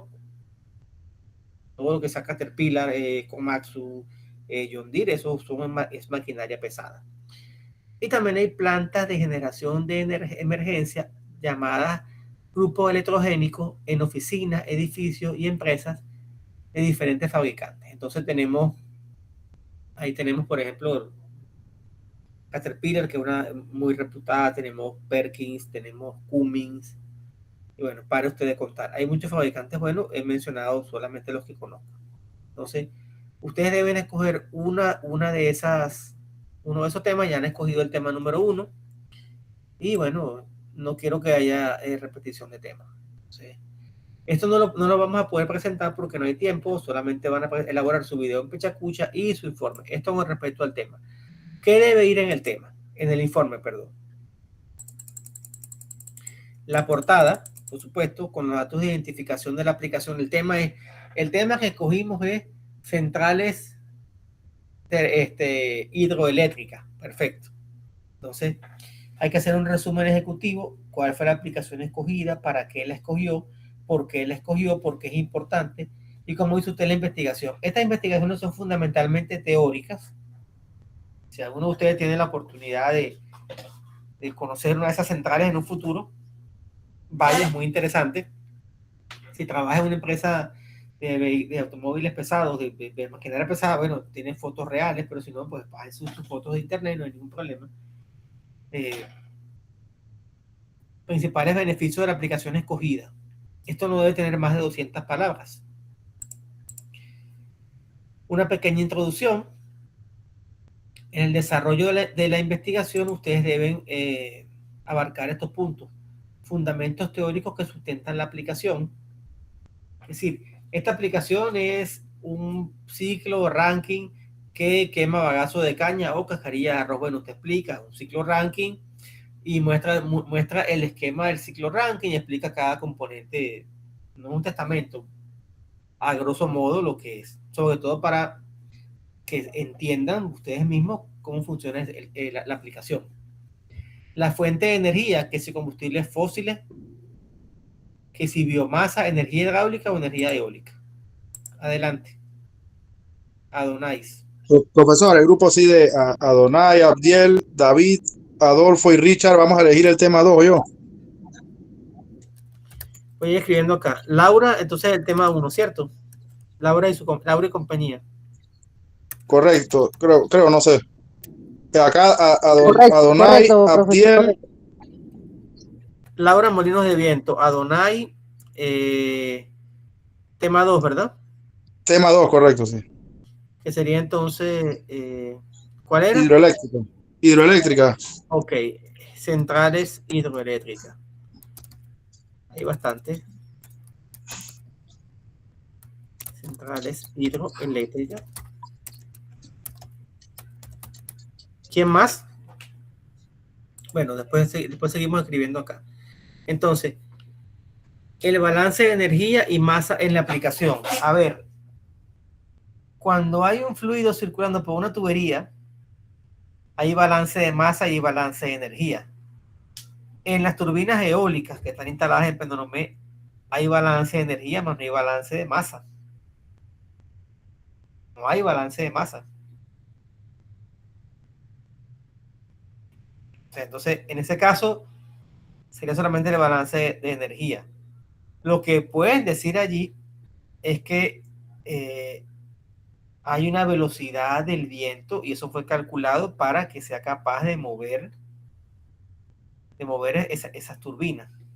¿Okay? Y se determinó que hay se hizo un estudio de las corrientes de aire y se determinó que ese sitio es adecuado porque sopla tanta cantidad de aire de viento al año y es suficiente y la velocidad es tal, eso sí. Pero hacer un balance de energía ahí es un poco complicado. No nos vamos a estar complicando porque eso significaría presentar un álave, hacer el modelo, presentar el modelo del álave, dónde están las velocidades de entrada y de salida. No, tampoco así. Eso déjenselo a los diseñadores de eso. Y ya yo ni siquiera me meto con eso a esta altura del partido. Eficiencia térmica de la aplicación. Eficiencia térmica cuando corresponda. Si no, es la eficiencia mecánica. Eficiencia térmica es fundamentalmente para los ciclos Rankine. Cuánto calor necesité para generar tan cantidad de trabajo. Aquí, cuando hablamos de la eficiencia, de la otra, de la eficiencia mecánica, es bueno, hay tanta cantidad de trabajo mecánico y eso tiene tanta potencia energética. Entonces, eso de potencia eléctrica, eso te va a dar una eficiencia, puede ser un 90, un 95%. Eso es lo que ustedes van a buscar en su aplicación. Si no hay eficiencia térmica, hay eficiencia mecánica. Sistema de control utilizado en la aplicación. Miren, control desde el punto de vista clásico son 3 tipos de control: control proporcional, control derivativo y control integrativo. Entonces de ahí ustedes tienen combinaciones y bueno, después vino la lógica difusa, que eso es otra cosa, pero en los tipos de control clásicos, y si hay algunos que hayan estudiado instrumentación y control, pues me puedo refrescar también la memoria. Uno combinaba, había por ejemplo controladores PI, controladores PID, controladores PD, o sea, uno iba combinando. Generalmente los controladores modernos usted lo puede configurar para que hagan o sea PID, o sea PD, o sea PI, ya tampoco es que tengo mucho tiempo que no trabajo con eso. Un informe fotográfico, mostrar máximo 4 fotografías de la aplicación seleccionada. Mira, yo seleccioné la planta el grupo electrógeno Caterpillar que está en mi oficina y aquí está. Es el modelo tal, aquí está abierto, aquí. ¿Okay? Para entender lo que ustedes estudiaron y la importancia de la aplicación escogida para el país. Todas estas aplicaciones, muchachos, son importantes. Y como les dije una vez, la matriz energética de una nación se define tomando como referencia los recursos disponibles. Entonces, por eso es que no podemos descartar ninguna de estas formas de generar energía, porque, por ejemplo, sí, en Penonomé hay la dicha que hay esa cantidad de viento, pero fíjense que los ríos en Penonomé no tienen el potencial hidroeléctrico que tienen los ríos chiricanos y los ríos de Veragua. Ya cuando uno va a hacer Chiriquí, esos ríos tienen buen caudal y hay saltos importantes. Bueno, aquí también en lo que es la cuenca del canal, en el Bayano también hay una central hidroeléctrica. Quiere decir que hay suficiente potencial para obtener energía de esa manera. Entonces, no, pero resulta que en Colón es fácil obtener el gas porque se importa. Ah, bueno, Colón como está en la costa atlántica lo puede traer fácil de México. Bueno, en Colón puede haber plantas de gas natural porque se puede traer fácil desde México el gas, no es tan caro. Bueno, entonces es una opción. No, pero resulta que en los ingenios azucareros y en los molinos de arroz usan la cascarilla o el bagazo, bueno, porque lo tienen en abundancia y tienen que aprovecharlo. Entonces ninguno se puede descartar. No, que hay que utilizar plantas de emergencia para respaldo de ciertos procesos. Imagínense ustedes, la gente de un hospital tiene que tener una planta de emergencia porque están haciendo una operación de corazón abierto y se les va la luz. Imagínense cómo quedan, cómo monitorean al paciente. O si, por ejemplo, en un proceso de fabricación de ladrillo y de cerámica, no puede darse el lujo de que se apague el horno. Si el horno se apaga, se pierde todo. Entonces, ahí tiene que haber respaldo. Los supermercados no pueden darse el lujo de quedarse sin electricidad porque se la apagan los refrigeradores. Entonces, todos son importantes. Y, por supuesto, es importante tener maquinaria pesada. Yo me pregunto si llegará el día en que la maquinaria pesada, las mulas, los barcos serán eléctricos, porque hasta ahora digamos que la potencia que pueden producir los motores eléctricos no sé si será suficiente para mover una mula, mover un volquete o mover un barco, no lo sé, pero quizás eso vendrá más adelante. ¿Alguna pregunta, alguna inquietud, alguna duda? Sí, adelante. Sí, profesor, considerando, creo que la semana esta que viene ya me parece que es la última clase. Sí. Y estamos diciendo que tenemos pendiente una tarea, el parcial y el proyecto integrador. Sí. No sé si existe la posibilidad, si con mucho respeto para usted y no sé los compañeros, si pudiéramos hacer tal vez un ajuste, ¿no? Que estamos también terminando otras materias sin querer afectar, ¿no? Sí. ¿Y cómo sería ese ajuste? No sé, digo, porque el parcial porque dice que abre el 14, pero ya ese es el último día de clase. Bueno, déjeme ver cuándo es la fecha de entrega de acta. Yo fundamentalmente ahí he tenido que trabajar hacia el límite porque esta materia es muy larga, pero en otras asignaturas yo estoy seguro que trabajan con un poco más de holgura y no nos ponen a tantas carreras, pero un momento, voy a revisar aquí el calendario. ¿Quién tiene por ahí el calendario a mano que me diga cuándo es la fecha de entrega de notas? Adelante, Laura. Profe, una consulta ahí nada más. Sí, profe, ¿Qué temas ya están agarrados?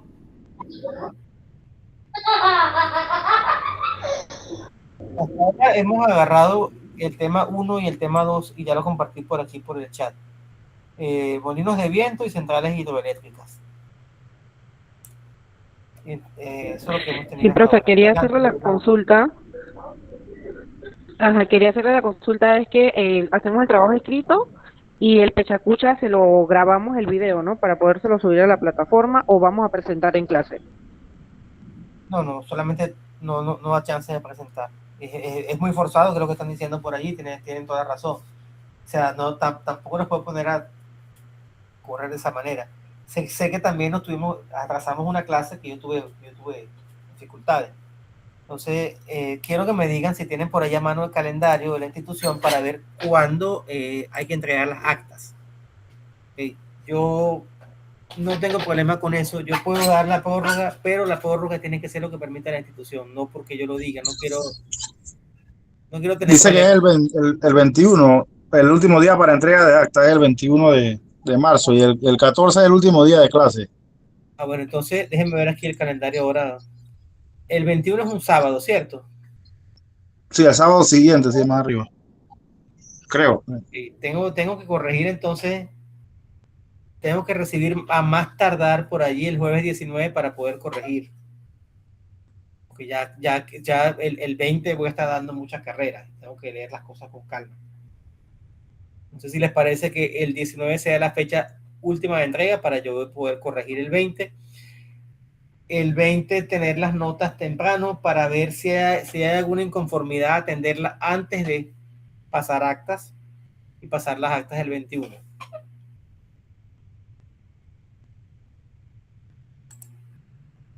Sí, profesor, y si en vez de abrir y en vez de abrir el 14, si lo podemos abrir desde ahora de esta semana para también si podemos ir adelantándolo, también se lo agradecería.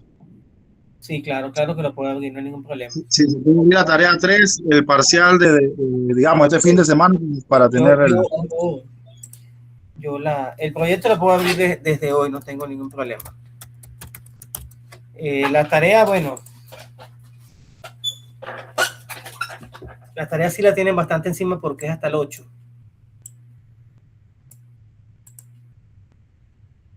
Entonces, vamos por partes. Vamos a colocar la fecha del proyecto hasta el 19. Es lo que dijimos, ¿cierto?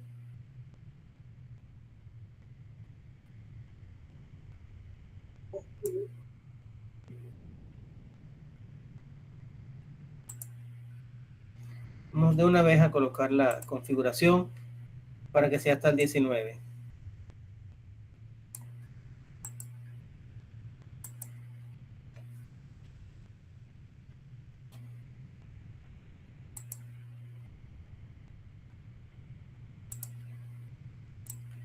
...19 de marzo que esté el acceso hasta el 19 de marzo también. La hora sí es la misma, la hora es hasta las 23:55 porque tengo que corregir entonces el viernes 20 corrijo. Tan pronto haya corregido, les paso un correo a todos con las notas finales. Y bueno, espero sus comentarios a más tardar el sábado hasta las 9 o 10 de la mañana antes de pasar el acta. Después que pase el acta, saben que si hay reclamos es un poco fastidioso, pero bueno, no es la idea. Entonces aquí están algunas indicaciones en general. Usen letra Times New Roman 12. El informe tendrá un máximo de 10 cuartillas sin la portada.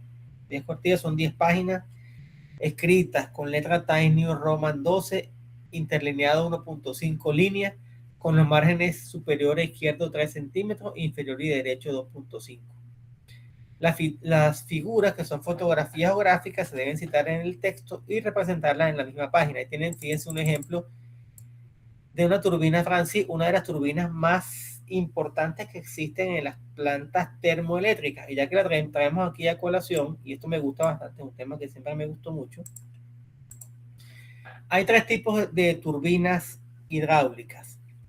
Las turbinas Francis, que son, digamos, que las turbinas intermedias que pueden manejar caudales moderados y alturas moderadas.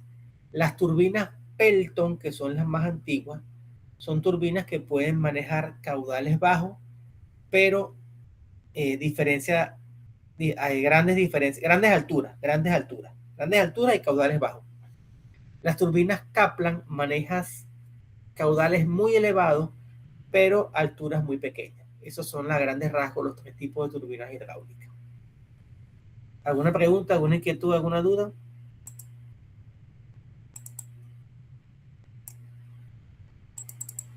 Aquí están las otras indicaciones del pechacucha, y aquí están los criterios de evaluación. Eso lo tienen ya publicado en el módulo correspondiente. A las personas que han escogido este tema de las turbomáquinas hidráulicas, si escogen, por ejemplo, mira, vamos a trabajar con la central de Fortuna o la central de Cañazas, me tienen que decir cuál es el tipo de turbina que utilizan en esa central. ¿Estamos claros? Ese generalmente es un dato que se encuentra fácilmente, porque eso no es eso no es nada del otro mundo. O generalmente, como es la central, deberían ser turbinas tipo Francis, que son las más comunes.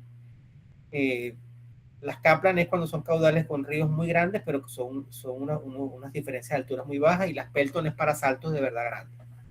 Entonces, preguntas, inquietudes, dudas. Solamente tenemos dos grupos hasta ahora. Necesito que se terminen de conformar los grupos. No quiero temas repetidos, por favor, se los pido encarecidamente. Profe, mi grupo conformado por Zuleimi y Daniel, vamos a agarrar el tema 6. José Javier. El tema 3, vamos a retroceder. El tema 6. ¿El tema 6 cuál es? El tema 6 es planta de generación de emergencia. Ah, ok. Entonces tenemos plantas de emergencia. Perfecto. Emergencia. Muy bien. ¿Quién más?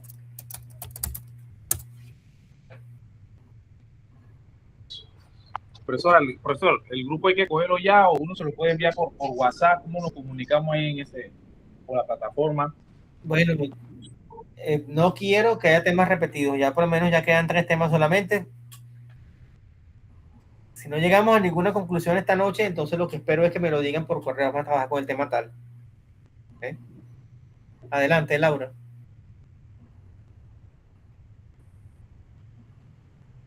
Adelante, Laura. ¿O se le quedó la manito levantada? Profesor, Se me quedó la mano levantada adelante. Ah, cómo no. Sí, diga usted, compañero. Los temas que quedan es que no tengo. Yo estoy aquí dando clases desde el teléfono. Perdón.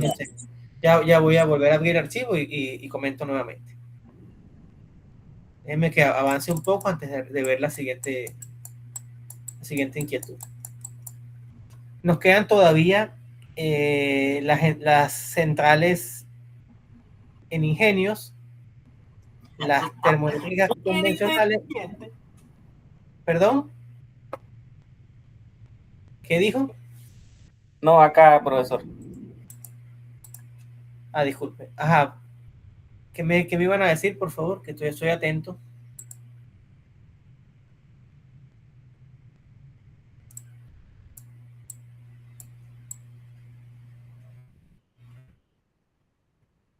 Entonces nos queda las termoeléctricas que utilizan bagazo o cascarilla de arroz. También está esa aplicación. Es muy nueva. No creo que ofrezca mucha información porque eso es una empresa privada que lo está haciendo y era muy celoso con el tema. Yo me enteré porque yo era su proveedor. Las centrales termoeléctricas como Bahía Las Minas, que pueden utilizar búnker o gas natural. Esos son muy comunes.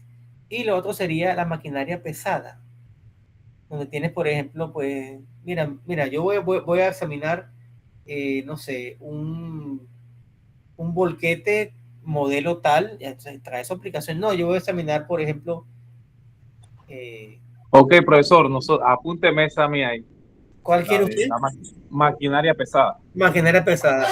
Gilberto Pinto. ¿Qué piensa analizar usted? Gilberto Pinto. ¿Qué maquinaria pesada? Sería un camión, okay. Un volquete. Okay. Tiene todos los sistemas, tiene hidráulico, tiene mecánico. Sí, correcto. Bien, perfecto.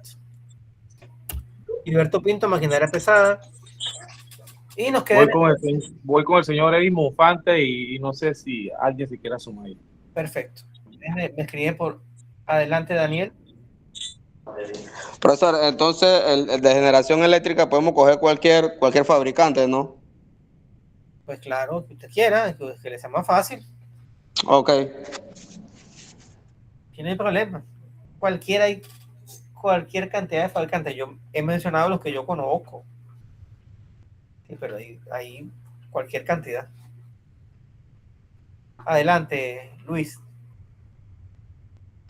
Buenas noches, profesor. Yo quiero elegir el tema número 6. Ese ya lo tomaron, el de las plantas de emergencia, ese ya lo tomaron. ¿Cuál quedaría disponible? Queda el tema 3 y el tema 4. Dele el número 4, pues. Ok. Gracias. Y también hay otro tema que no aparece acá, pero también es interesante, que son los temas de las turbinas de aviación, si alguien lo quiere también. Pero al fin y al cabo es una turbina también como las de... Pero también. Muy Cuevas, tema 4. Ok, centrales eléctricas. Centrales termoeléctricas es el nombre correcto.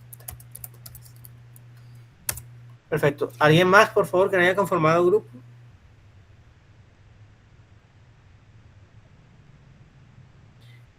Si hay un grupo que falte, puede escoger el tema de los ingenios azucareros o también el tema de las turbinas de aviación. No hay problema. Son temas espectaculares también las turbinas de aviación. me gustan bastante. La verdad que yo he disfrutado todos estos temas, muchachos. No sé si cuando yo les hablo, ustedes se dan cuenta que de verdad he disfrutado compartir estas cosas con ustedes. No sé si se nota o no. Realmente lo hago con una gran emoción porque son temas que me gustan. No sé si se han dado cuenta, pero...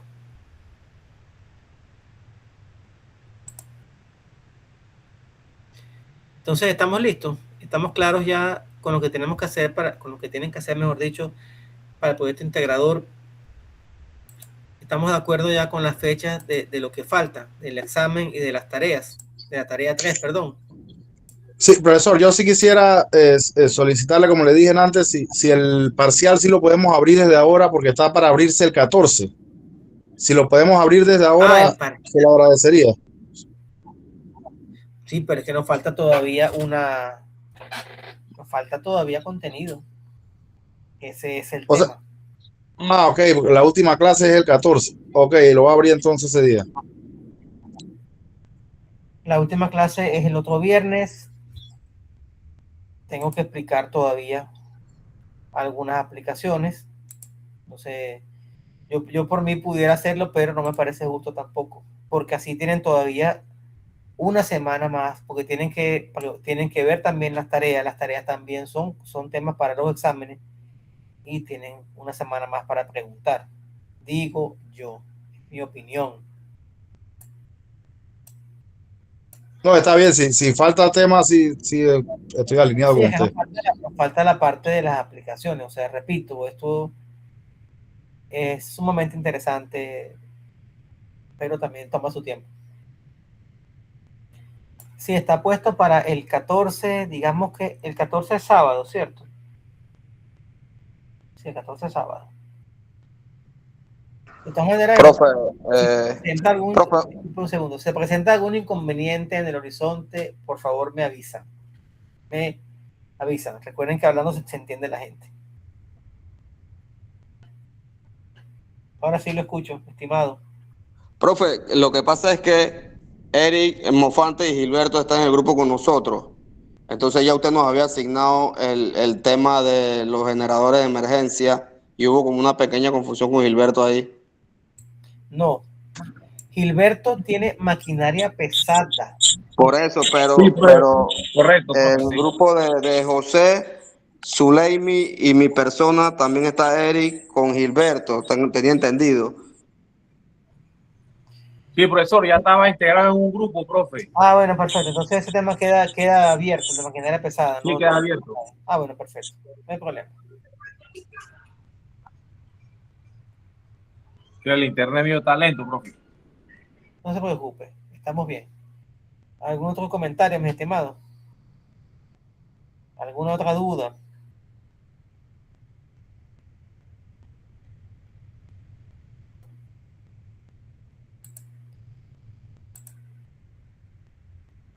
Bueno, entonces creo que ha quedado todo claro. De todas maneras, vuelvo, repito, insisto, si necesitan consultar algo durante la semana o plantearme cualquier inquietud que tengan, estoy atento por correo.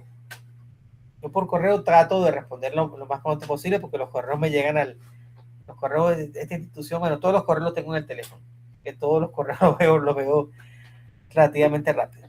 Entonces, bueno, mis estimados, estamos claros. Les deseo a todos una excelente noche y bueno, que descansen. Damos por concluida entonces la sesión de hoy. Hasta luego.